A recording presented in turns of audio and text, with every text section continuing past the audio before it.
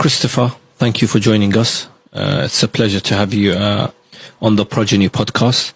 Considering you are a priest, what made you get into studying and lecturing about Islam? It started really with Fatima, Lady Fatima, because I was researching Hussein, and of course you have to then read about his mother. Yeah. And I was quite shocked that there's so much devotion to Fatima and so little written about her. She was a real person and played a fundamental role in the very start of the preaching of the Prophet.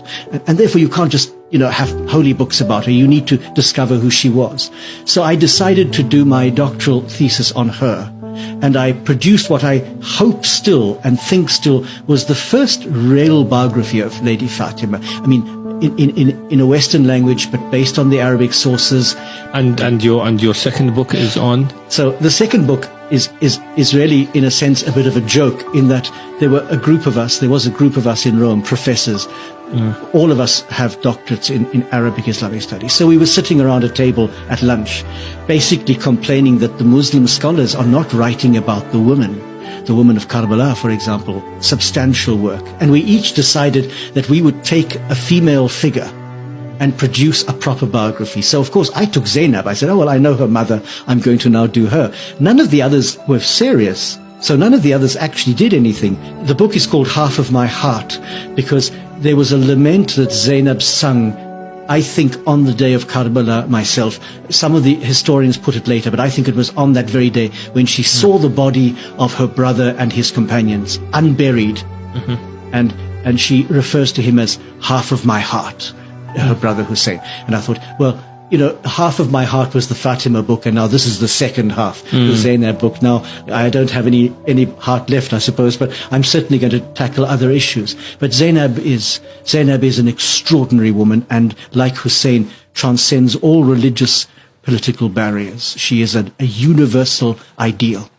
She intervenes a number of times, I think 3, on the battlefield.